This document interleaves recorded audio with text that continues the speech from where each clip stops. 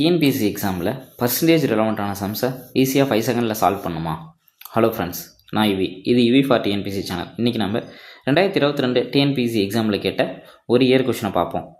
6:1/4% சமமான பின்ன வடிவத்தில் எழுதுக. அதாவது கொஷின் கொடுத்துருக்காங்கன்னா 6:1/4 நம்ம என்ன பண்ணால் பர்சன்டேஜில் இருக்கிறத பின்ன வடிவத்தில் மாற்றுங்க அப்படின்னு சொல்லுவோம். 6:1/4 இந்த மாதிரி டிஎன்பிஎஸ்சியில் ஒரு நம்பர் கொடுத்து அதுக்கு பக்கத்தில் ஃப்ராக்ஷனில் கொடுத்துருந்தாங்கன்னா இது எப்பயுமே மல்டிப்புளில் இருக்கிறதா வச்சுக்கோங்க. மல்டிப்புளில் இருக்கிறதா மீன்ஸ் நீங்கள் 6 × 1/4 எந்த 6ம் 1/4 மல்டிபிள் பண்ணிடக்கூடாது, அப்படி டேரெக்டாக பண்ணக்கூடாது. அதற்கு பதிலாக 6 × 1/4 இருக்கா, இந்த 6ம் 4ம் மல்டிபிள் பண்ணி இது கூட ஆட் பண்ணணும். இந்த மாதிரி ஃபார்மேட்டில் எந்த கொஷின் வந்தாலுமே நீங்கள் ஃபஸ்ட்டு இதை தான் பண்ணணும். தட் மீன்ஸ் கீழே இருக்க நம்பர் எடுத்துகிட்டு போய் ஃபஸ்ட் நம்பர் கூட மல்டிபிள் பண்ணி இது கூட இதை ப்ளஸ் பண்ணணும். ஸோ இப்போ 6 4 24 + 1 25/4. அதே மாதிரி நீங்கள் ப்ரீவியஸ் ஷார்ட்ஸ் நீங்கள் பார்த்துருந்தீங்கன்னா உங்களுக்கு தெரிஞ்சிருக்கும்.